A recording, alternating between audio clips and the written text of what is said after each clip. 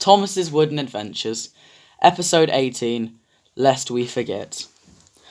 It was a dark and grey morning on the island of Sodor. All the engines were looking down and feeling glum. Except for Percy. "What's the matter, you all?" "Don't you know what day it is, Percy?" said Thomas. "No, what day is it?" "It's November 11th. "Oh, Christ, yeah, it is, isn't it? Bloody hell." "Yeah, well, it's a shame, really." "What do you mean? The conflict stopped 102 years ago in World War One and 75 years ago in World War Two." "Yes, but that doesn't mean that nothing happened." "Exactly. Remembrance Day is the time where we honour those who passed on during the war." "Exactly. All those millions of people and engines who gave their lives." "Yeah." "What's the matter, Percy? You seem glum." "Nothing. It's just remembering those people who died in the war." "Yes, but still, look on the bright side. We're all still alive." "Yeah, I guess that's true." "Exactly. We still have each other, don't we?" "Yeah, I guess you're right, Gordon. Who would have thought you, of all engines, would be a motivator?" "Oh, you are cheeky, Percy." "But still, it's important that we honour those who fought in the war." "Precisely. I hear there's going to be a service later today at Knapford." That's true." "Yes, it's meant to be quite a big gathering." "Indeed." "I remember the war. It wasn't fun. Would you like to hear some stories about it?"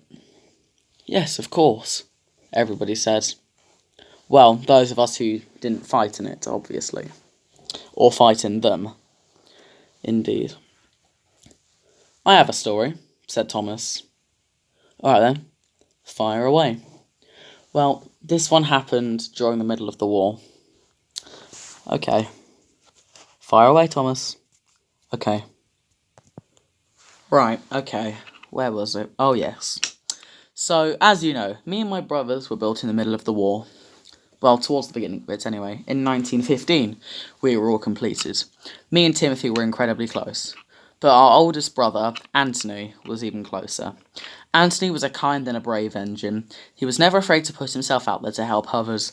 This gained him a massive amount of respect from other engines, including those from rival companies. Although at the time we were obviously one big company. "Were we?" said Percy. "I believe so. Anyway, as I say, we were built for the London, Brighton and South Coast Railway. So, obviously, that was that. As I say, this story takes place in 1915. Me, Timothy, and Anthony were all sent to work down at Southampton Docks. However, on September the 15th, 1916, Portsmouth Harbour was raided, and then they moved on to Southampton. Timothy and I were waiting at the harbour station when we heard a whistle. Anthony raced in. Right, have you seen the gunpowder?" "Gunpowder?" said Timothy. "We didn't order any gunpowder." "There's gunpowder somewhere. Where is it?" Hang on. There's marked vans." "Where?" "Siding 3. "Alright, okay, I'm on it." "Anthony, what are you doing?" "Saving your life. What does it look like?" Timothy stormed after him. "Timothy, wait! You've got a flipping goddamn evacuee train." "Oh yeah. I hope he's okay." "Me too, because if he's not, when he gets back I'm going to tear him a new bunker." Then it happened.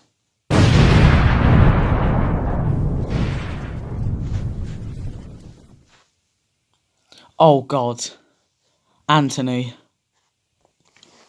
I was sent out to the wreckage. I didn't find him that far outside of Southampton Central. Oh God. Anthony? He didn't respond. "Anthony, please, don't leave me." Still nothing. Then I realised Anthony had passed. I couldn't contain myself. I just puffed away, seeing him mangled like that. Just this jagged piece of metal. It was horrific. I just puffed away. The engines were scared stiffless. Oh my. We're so sorry. It's okay. He wasn't the only engine who died in the war, after all. But he did it for a righteous cause. Let's face it, if those gunpowder vents had gone off, me and Timothy, along with Anthony, would have been blown to smithereens. And the station, true, and all the evacuees on board your train, said Edward. Exactly. I miss him, though. He was like a mentor to me and Timothy. Timothy was one of the oldest, but Anthony was the oldest of us all. He was such a wise and kind engine. May he rest in peace. Alright, well, we've got to get to the service. It's not long until 11 now. Right, okay, let's go. So at Knapford, the service was held. The Fat Controller had a speech to say. Over the 20th century, many wars were fought, many lives were lost. We honour their sacrifices, their bravery, their humility and honour. They died for a righteous cause, our freedom. Whilst millions of lives were lost, millions of lives were saved. We honour them, and may they rest in peace.